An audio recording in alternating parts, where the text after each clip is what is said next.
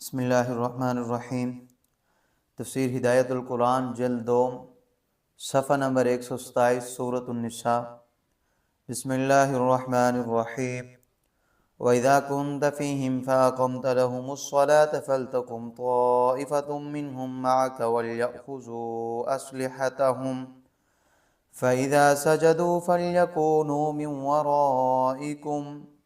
وَلْتَأْتِ طَائِفَةٌ أُخْرَى لَمْ يُصَلُّوا فَلْيُصَلُّوا مَعَكَ وَلْيَأْخُذُوا حِذْرَهُمْ وَأَسْلِحَتَهُمْ وَدَّ الَّذِينَ كَفَرُوا لَوْ تَغْفُلُونَ عَنْ أَسْلِحَتِكُمْ وَأَمْتِعَتِكُمْ فَيَمِيلُونَ عَلَيْكُمْ مَيْلَةً وَاحِدَةً وَلَا جُنَاحَ عَلَيْكُمْ إِنْ كَانَ بِكُمْ أَذًى مِّن مَّطَرٍ أَوْ كُنْتُمْ مَرْضَىٰ أَن تَضَعُوا أَسْلِحَتَكُمْ وَخُذُوا حِذْرَكُمْ إِنَّ اللَّهَ أَعَدَّ لِلْكَافِرِينَ عَذَابًا مُّهِينًا۔ لفظی معنی وَإِذَا كُنْتَ فِيهِمْ، اور جب ہوں آپ صلی اللہ علیہ وسلم لوگوں میں، فَأَقَمْتَ، پس کھڑی کریں آپ صلی اللہ علیہ وسلم، لہم ان کے لیے الصلاۃ نماز، فَلْتَقُمْ طَائِفَةٌ تو چاہیے کہ کھڑی ہو ایک جماعت، مِنْهُمْ مَعَكَ ان میں سے آپ کے ساتھ، وَلْيَأْخُذُوا أَسْلِحَتَهُمْ اور چاہیے کہ لے لیں وہ اپنے ہتھیار، فَإِذَا سَجَدُوا پس جب سجدہ کر لیں وہ، فَلْيَكُونُوا مِنْ وَرَائِكُمْ تو چاہیے کہ ہو جائیں وہ تمہارے پیچھے، وَلْتَأْتِ طَائِفَةٌ اور چاہیے کہ آئے طائفتٌ دوسری جماعت، دوسرا گروہ، طائفتٌ اخرى دوسرا گروہ، لم یصلوا نہیں نماز پڑھی انہوں نے، فلیصلوا پس چاہیے کہ وہ نماز پڑھے وہ معک آپ صلی اللہ علیہ وسلم کے ساتھ، ولیأخذوا حذرهم اور چاہیے کہ لے لیں وہ اپنا بچاؤ، واسلحتهم اور اپنے ہتھیار، ود الذین کفروا تمنا کرتے ہیں جنہوں نے کفر کیا، لو تغفلون اگر بے خبر ہو جاؤ تم، عن اسلحتکم تمہارے ہتھیاروں سے، وامتعاتکم اور تمہارے سامان سے، فیمیلون علیکم میلۃ واحدہ تو پل پڑیں وہ، علیکم تم پر، میلۃ واحدہ پل پڑنا یک بارگی، ولا جناح علیکم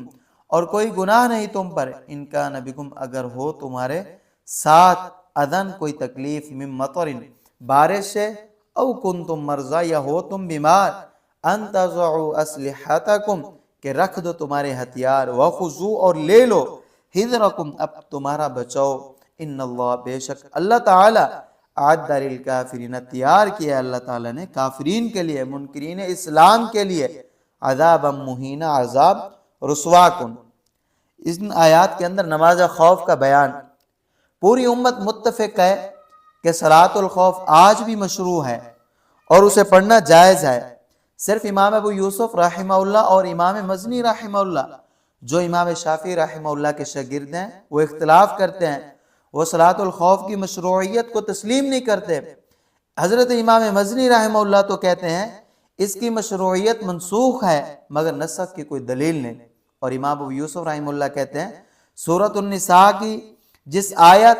میں صلاۃ الخوف کا تذکرہ آیا ہے اس میں یہ قید ہے کہ یہ نماز اس وقت مشروع ہے جب حضور اکرم حضور علیہ السلام نماز پڑھیں، جب آپ صلی اللہ علیہ وسلم کا وصال ہو گیا تو اب اس کی مشروعیت ختم ہو گئی کیونکہ شرط باقی نہیں رہی، اس کو نسخ بھی کہہ دیتے ہیں، مگر یہ دلیل اس وجہ سے کمزور ہے کہ رسول اللہ صلی اللہ علیہ وسلم کے بعد متعدد جنگوں میں صحابہ کرام نے صلاۃ الخوف پڑھی ہے، بس سورۃ النساء کی آیت نمبر 102 میں اذا کنت فیہم کی قید یہ اتفاقی ہے، اور روایات میں صلاۃ الخوف مختلف طرح سے مروی ہے۔ امام ابو داؤد رحمہ اللہ نے اپنی سنن میں 8 طریقے، ابن حبان نے صحیح ابن حبان میں 9 طریقے، اور ابن حزم ظاہری نے المحلی میں 14 طریقے ذکر کیے ہیں، اور ابو الفضل عراقی نے اس موضوع پر ایک مستقل رسالہ لکھا ہے، اس میں انہوں نے 17 طریقے ذکر کیے ہیں، یعنی نبی کریم صلی اللہ علیہ وسلم سے 17 طریقوں سے صلاۃ الخوف پڑھنا مروی ہے۔ اور حضرت امام احمد رحمہ اللہ فرماتے ہیں اس بات کی سب روایتیں صحیح ہیں، کوئی روایت ضعیف نہیں، بس سب طریقوں پر جو حضور اکرم صلی اللہ علیہ وسلم سے مروی ہیں صلاۃ الخوف پڑھنا جائز ہے اور یہ اجماعی مسئلہ ہے، البتہ ان میں سے کون سے طریقے پر صلاۃ الخوف پڑھنا افضل ہے اس میں اختلاف ہے۔ حنفیہ کے نزدیک جو طریقہ ابن عمر رضی اللہ تعالی عنہما کی روایت میں آیا ہے اس طرح سے صلاۃ الخوف پڑھنا افضل ہے، اور ائمہ ثلاثہ فرماتے ہیں جو طریقہ سہل بن ابی حسمہ کی روایت میں ہے اس طرح پر صلاۃ الخوف پڑھنا افضل ہے۔ حنفیہ کا طریقہ کیا؟ وہ یہ ہے کہ فوج کے دو حصے کیے جائیں، ایک حصہ دشمن کے مقابل کھڑا رہے اور دوسرے حصے کو امام اگر مسافر ہے تو 1 رکعت اور مقیم ہے تو 2 رکعتیں پڑھائے، پھر یہ جماعت دشمن کے مقابل چلی جائے اور جو طائفہ دشمن کے مقابل ہے وہ آ کر صف بنائے اور نماز شروع کرے، پھر امام اس طائفہ کو 1 یا 2 رکعت پڑھا کر سلام پھیر دے، امام کے سلام پھیرنے کے بعد یہ طائفہ یہ گروہ سلام پھیرے بغیر دشمن کی طرف چلا جائے اور پھر پہلا گروہ واپس آئے اور صف بنا کر لاحق کی طرح یعنی قرات کے بغیر 1 رکعت یا 2 رکعت پڑھ کر نماز پوری کرے، پھر وہ دشمن کے مقابل جائے اور دوسرا طائفہ ہے اور وہ بھی صف بنا کر مسبوق کی طرح یعنی قرات کے ساتھ بقیہ اپنی نماز پوری کرے۔ یہ طریقہ حنفیہ کا طریقہ ہے، جبکہ ائمہ ثلاثہ کا طریقہ وہ یہ ہے کہ امام پہلے طائفہ کو 1 رکعت یا 2 رکعت پڑھے، پھر وہ طائفہ باقی نماز اسی وقت لاحق کی طرح پوری کرے، پھر دشمن کے مقابل جائے اور امام دوسرے طائفہ کا انتظار کرے، جب دوسرا طائفہ آ کر صف بنا کر نماز شروع کرے تو امام اس کو 1 رکعت یا 2 رکعت پڑھائے اور سلام پھیر دے اور وہ لوگ مسبوق کی طرح باقی نماز پوری کریں۔ اور ائمہ ثلاثہ رحمہم اللہ نے یہ طریقہ اس لیے اختیار کیا ہے کہ اس میں نماز کے اندر نقل و حرکت نہیں کرنی پڑتی، اور احناف نے ابن عمر رضی اللہ تعالیٰ عنہما کی حدیث کو 2 وجہ سے اختیار کیا ہے۔ ایک تو سورۃ النساء کی آیت میں جو 102 نمبر آیت ہے اس میں صلاۃ الخوف کا جو طریقہ بیان کیا گیا ہے، حضرت ابن عمر رضی اللہ تعالیٰ عنہ کی حدیث میں مروی طریقہ اس سے اقرب ہے اور قرآن میں بہتر صورت لی جاتی ہے، اور اسی لیے حنفیہ نے اس طریقے کو افضل قرار دیا ہے۔ دوم، ابن عمر رضی اللہ تعالیٰ عنہ کی حدیث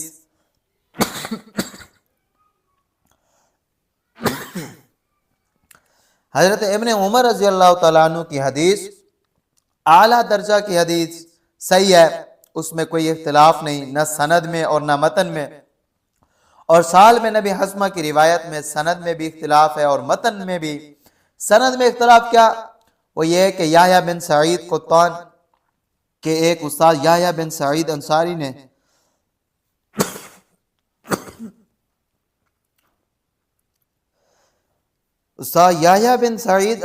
نے اس حدیث کو موقوف بیان کیا ہے،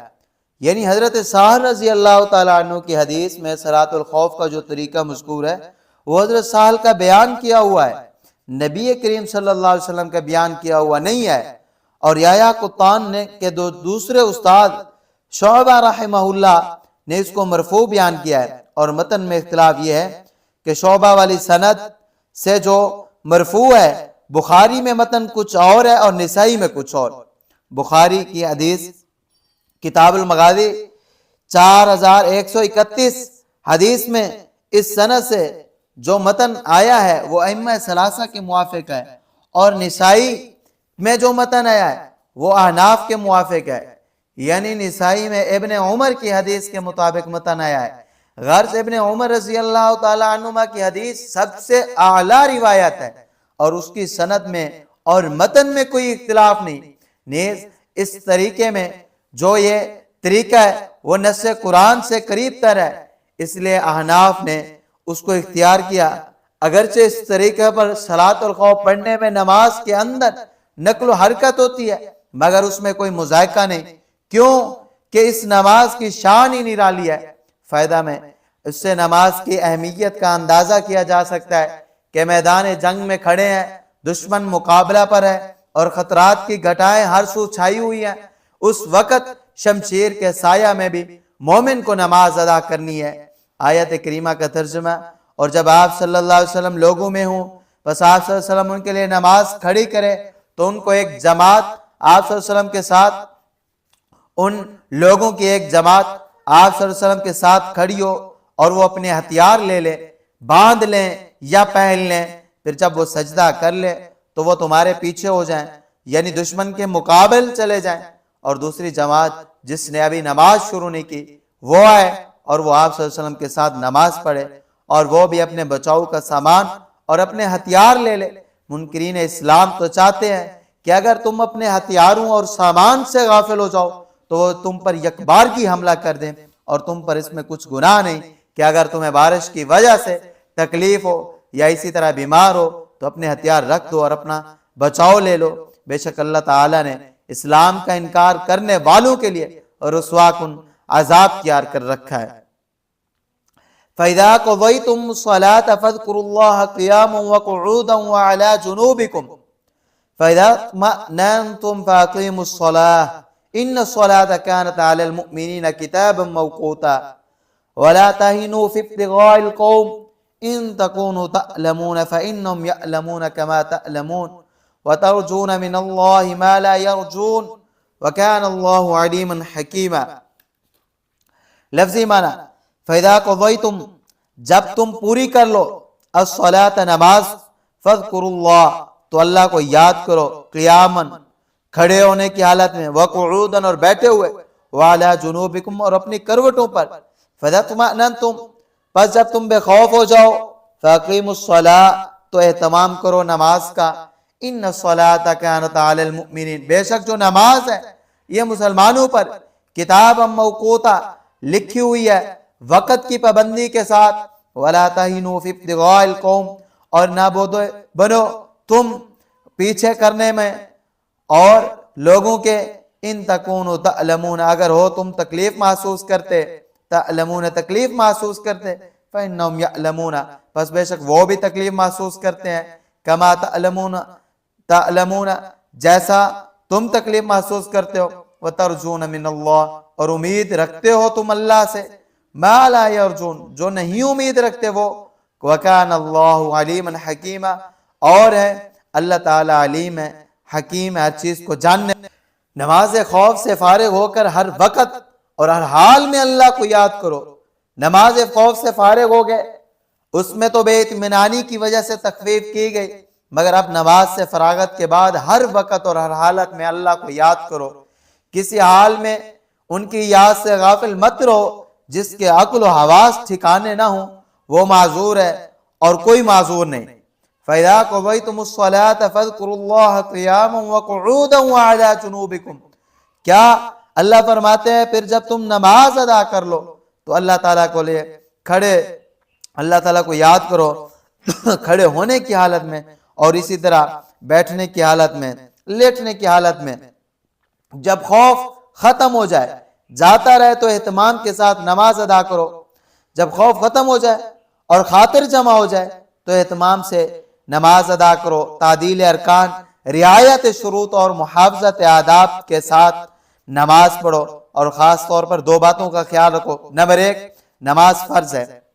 اطمینان کی حالت ہو یا خوف کی، ہر حال میں نماز پڑھنا ضروری ہے، سولی پر بھی پڑھنا ضروری ہے، اور بچہ پیدا ہو رہا ہو اس وقت بھی پڑھنا ضروری ہے۔ یہ نہیں کہ کبھی پڑھی کبھی نہیں پڑھی، بلکہ ٹھاٹ سے ریگولر پڑھنا ضروری ہے۔ کتابن کا یہی مطلب ہے کہ ہر وقت نماز کی طرف اہتمام کیا جائے، نماز کا اہتمام کیا جائے۔ نمبر دو بات، نماز وقت کی پابندی کے ساتھ فرض کی گئی ہے، ہر نماز کی ابتدا اور انتہا ہے۔ حدیث میں ان للصلاۃ اولا وآخرا، اس لیے احناف نے اور امام بخاری رحمہ اللہ نے سفر اور بیماری وغیرہ میں بھی جمع حقیقی کی اجازت نہیں دی، صرف جمع سوری کی اجازت دی ہے۔ موقوتاً کا مطلب یہی ہے، فَإِذَا اطْمَأْنَنْتُمْ فَأَقِیمُوا الصَّلَاةَ کیا اللہ فرماتے ہیں جب تم بے خوف ہو جاؤ تو پھر نماز کا اہتمام کرو، کیوں؟ إِنَّ الصَّلَاةَ كَانَتْ عَلَى الْمُؤْمِنِينَ كِتَابًا مَوْقُوتًا بے شک جو نماز ہے یہ مسلمانوں پر وقت کی پابندی کے ساتھ فرض کی گئی ہے۔ بھاگتے ہوئے دشمن کا پیچھا کرو، فرمایا تھا کفار تمہارے کھلے دشمن ہیں، وہ نماز میں بھی تم پر حملہ کرنا چاہتے ہیں، لہٰذا جب نماز خوف سے فارغ ہو جاؤ تو ان سے لوہا لو اور ان کو مار بھگاؤ۔ کیا کہ ان کا تعاقب کرو اور ان کو کیفر کردار تک پہنچاؤ، اور یہ مت سوچو کہ ہم تھکے ماندے اور زخم خوردہ ہیں، ان کا بھی تو یہی حال ہے، پھر وہ بھاگے جا رہے ہیں، تم بھی ان کو کھدیڑو اور تمہیں ثواب عظیم کی امید ہے، ان کو یہ امید نہیں، پھر کیا وجہ ہے کہ تم سست پڑتے ہو؟ فائدہ، یہ آیت غزوہ حمراء الاسد کے موقع پر نازل ہوئی۔ یہ غزوہ احد کے بعد فوراً پیش آیا۔ معرکہ احد کے دوسرے دن نبی کریم صلی اللہ علیہ وسلم نے اعلان کیا دشمن کے مقابلے کے لیے چلنا ہے، اور ساتھ ہی یہ اعلان کیا کہ ہمارے ساتھ صرف وہی آدمی چلے جو معرکہ احد میں شریک تھا۔ صحابہ سب زخموں سے چور، غم سے نڈال اور اندیشہ و خوف سے دوچار تھے۔ بس یہ آیت نازل ہوئی اور تمام صحابہ نے بلا تردد سر اطاعت خم کر دیا۔ کیا پروگرام کے مطابق رسول اللہ صلی اللہ علیہ وسلم مسلمانوں کو ہمراہ لے کر روانہ ہوئے اور مدینہ سے 8 میل دور حمراء الاسد میں خیمہ زن ہوئے، مگر دشمن سر پہ پاؤں رکھ کر بھاگتا چلا گیا اور مسلمان مظفر و منصور لوٹ آئے، کامیاب لوٹ آئے۔ پس آیت کا شان نزول تو خاص ہے، مگر لوح محفوظ کی ترتیب میں آیت اس جگہ ہے، اور یا اس کا مطلب وہ ہے جو اوپر بیان۔ اگلی آیت کا ترجمہ، اور تم کافروں کا پیچھا کرنے میں ڈھیلے مت پڑو، کافروں کا پیچھا کرنے میں ڈھیلے مت پڑو، اگر تم تکلیف سے دوچار ہو تو وہ بھی تمہاری طرح تکلیف سے دوچار ہے، اور تم اللہ سے امیدوار ہو جس کی وہ امید نہیں رکھتے، اور اللہ تعالیٰ خوب جاننے والے اور بڑی حکمت والے ہیں۔ محترم سامعین، ان آیات مبارکہ کے اندر ایک تو صلاۃ خوف کہ جو نماز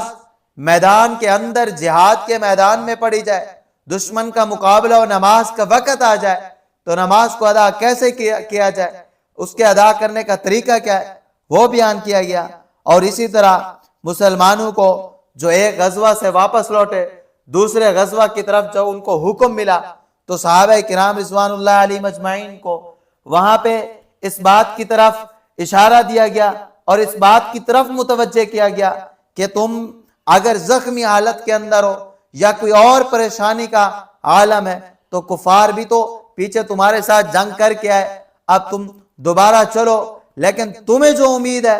تمہارا جو مقصد ہے، تمہارا جو اصل مقصد ہے وہ تمہیں کامیابی ملے گی، جبکہ کفار کا ایسا مقصد نہیں، ان کو تو ناکامی ہے۔ تو ہوا یہی کہ جب مسلمان وہاں چلے، جو دوسرا حمراء الاسد کے نام سے جنگ ہوئی، وہاں پہ مسلمانوں کو کامیابی حاصل ہوئی اور کفار وہاں سے بھاگ گئے۔